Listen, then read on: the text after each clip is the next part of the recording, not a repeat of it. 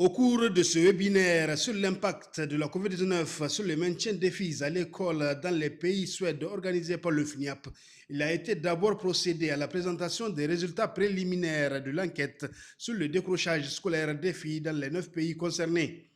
Il ressort de celle-ci l'ampleur du phénomène qui est dû aux difficultés économiques principalement. Ceci conforte l'hypothèse selon laquelle la survenue de la COVID-19 a eu un impact réel sur le maintien des filles à l'école. Par la suite, plusieurs contributions ont été apportées par les coordinateurs suèdes et des personnes ressources.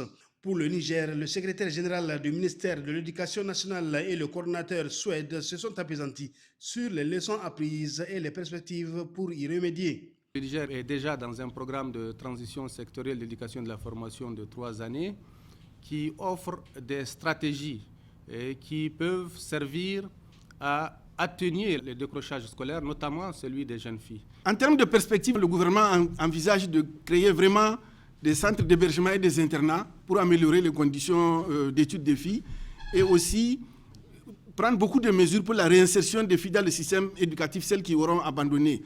Et aussi la prise d'un certain nombre de mesures incitatives, notamment l'octroi de bourses, de rations sèches ou de repas chauds et de kits et même de ressources aux familles en termes d'activités régénératrices de revenus pour leur permettre de libérer les filles des corvées domestiques. Les contributions des uns et des autres vont permettre d'enrichir l'enquête qui sera disponible avant la prochaine rentrée scolaire.